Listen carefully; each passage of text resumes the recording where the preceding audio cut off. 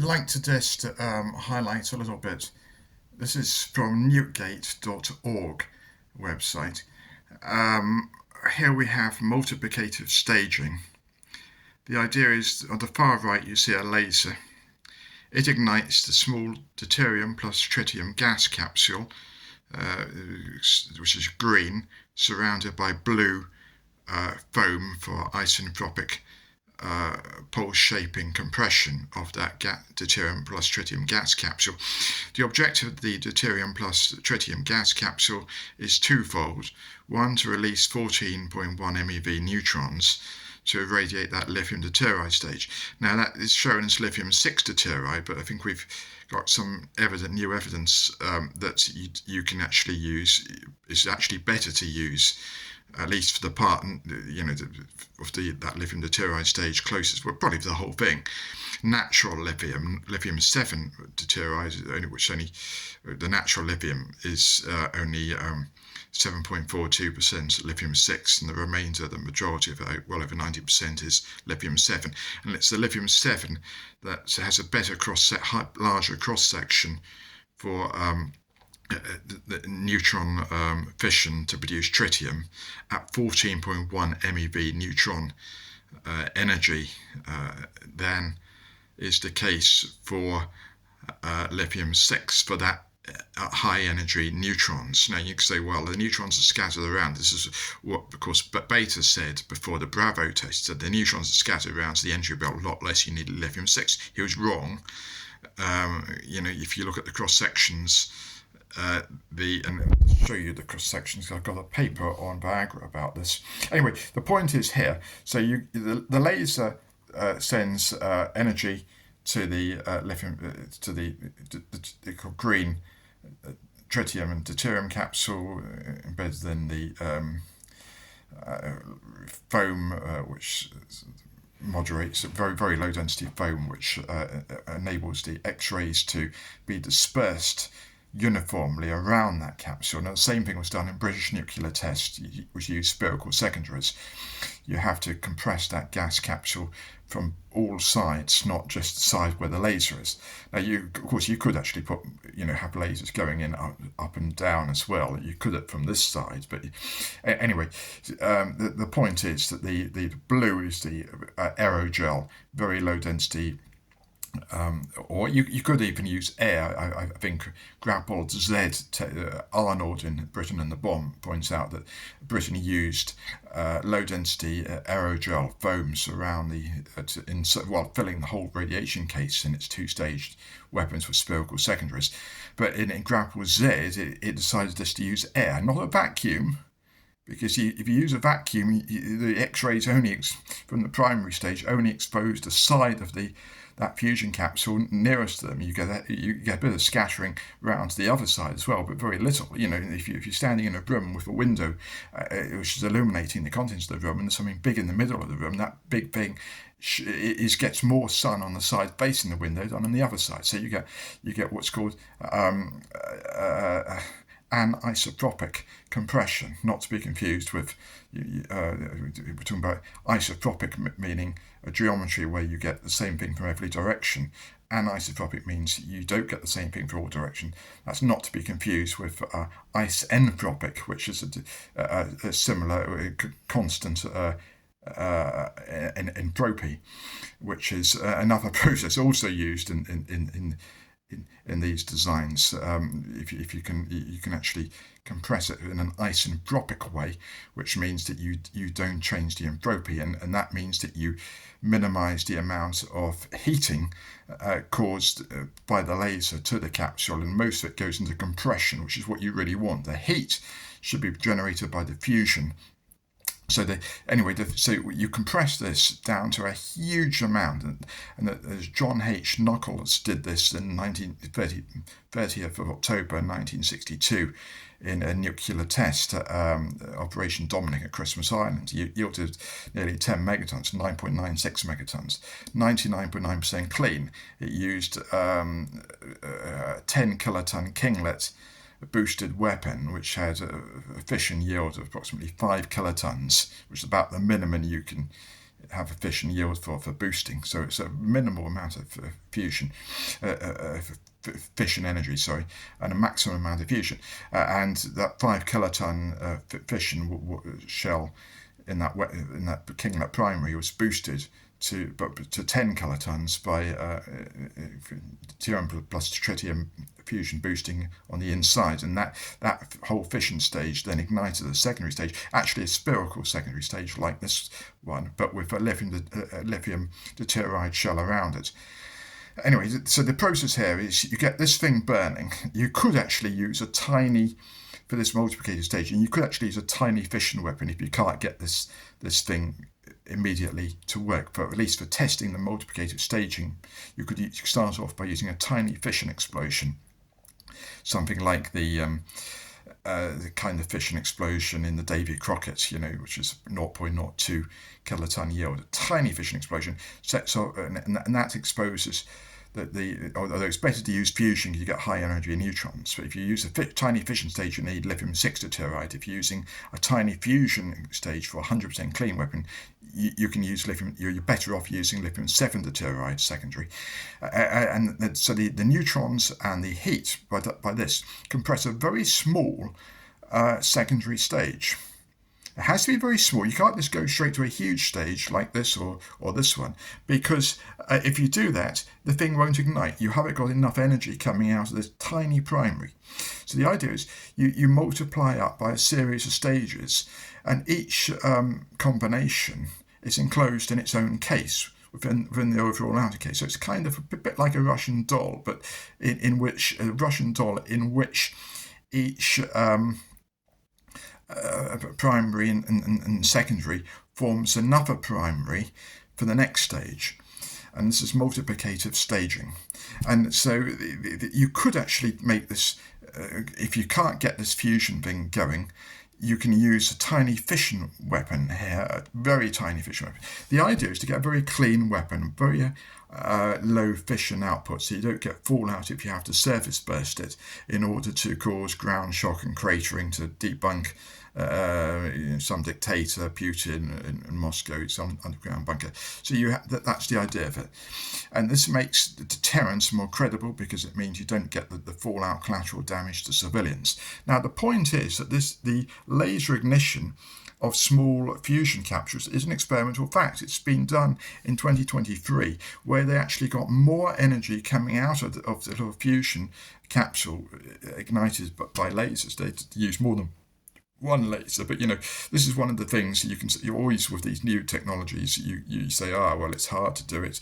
The very first external neutron initiators were huge, and people say, you can't put that in a warhead, but then they miniaturized it.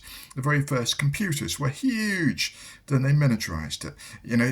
So I don't think that you can. It's a sensible objection to say, well, in reality, this is all going to be complicated. Yeah, sure it is, but then once you've done a few tests, once you put a lot of people working on it, once you put a lot of evidence to it, you can then start to miniaturize it and actually get it going really well. Now, I've shown cylindrical stages here for the secondaries. You could use spherical stages. I don't know, what the differing efficiencies are.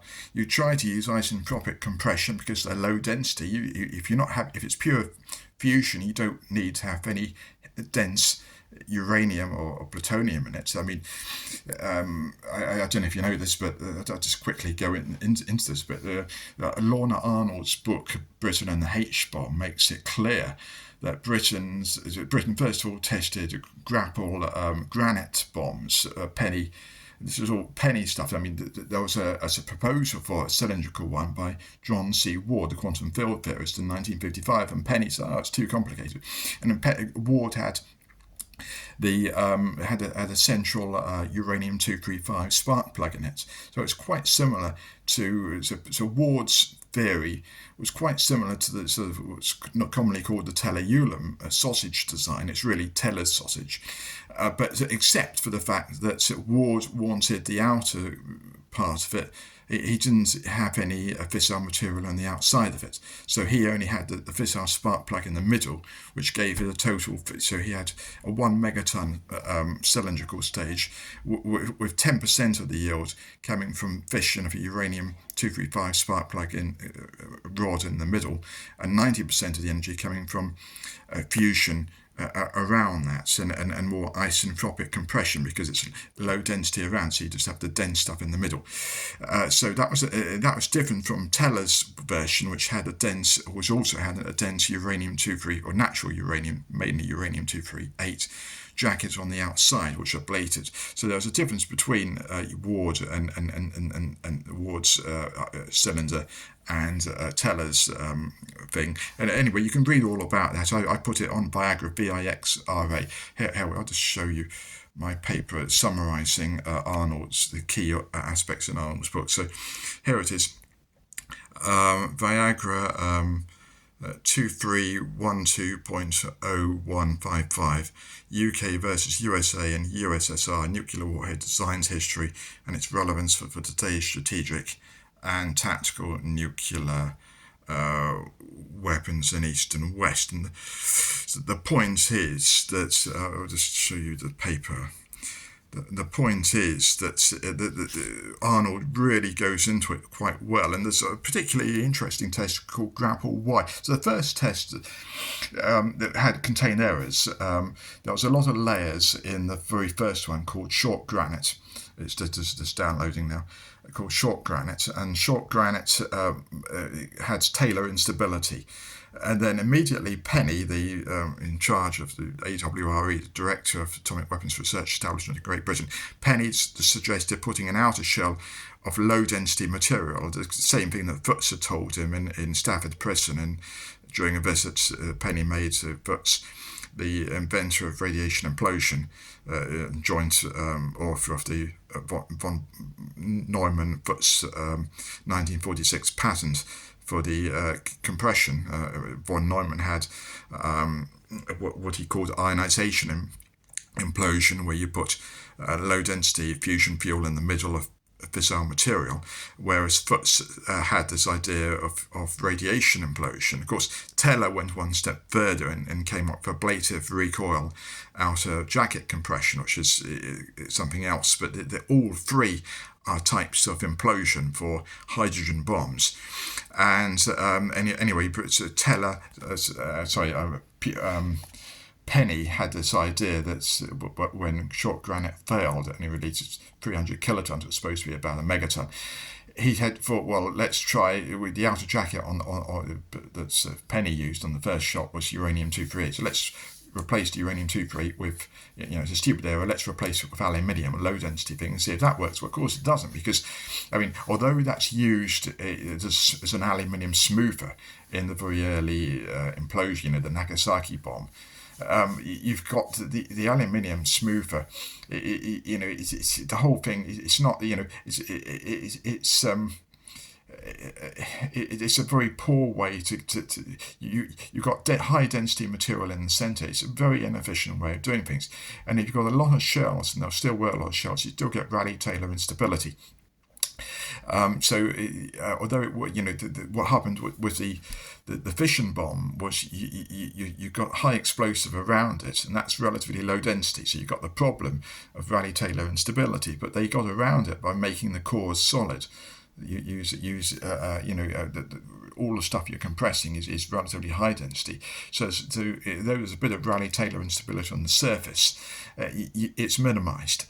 With the hydrogen bomb, Britain tested short granite. There was a lot of layers alternating deliberately between uranium-235 and lithium deuteride, and in order to try to get the fission initiated by fusion neutrons, and that's the thing, to get cycles of fission, fusion, going outwards from it. So let's have a look at this graph. So that's some of the Russian tests cleaner bombs. Now the Russians call these PNEs, peaceful nuclear explosives, but really they are examples of bombs.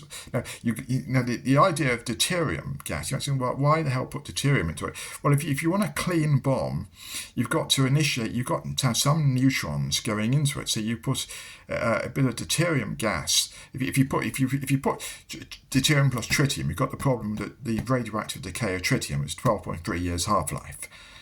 Now, if you put fissile material in the core, then you've no longer got a clean bomb. So the idea of having a bit of deuterium gas in a bomb core is pretty attractive, because deuterium still produces neutrons, not as high energy as the 14.1 MeV deuterium plus tritium fusion neutrons, lower energy neutrons, but they'll still fission lithium-6. So you can put a shell of lithium-6 deuteride around that. That produces, when fission, that produces tritium, so that produces 14.1 MeV neutrons. So then you can put deuterium in the very core, then a layer of lithium-6 deuteride around that, which is fissioned by the neutrons released by pure deuterium fusion, and then surrounding the lithium-6 deuteride shell, you can then put a shell of unenriched lithium, mainly lithium-7, because that will split. Or it splits best, actually. I'll just show you the graph. There you are. It splits best if you're using, as you can see there on this graph, neutron energy versus the. Sorry, that was something else. How do I get?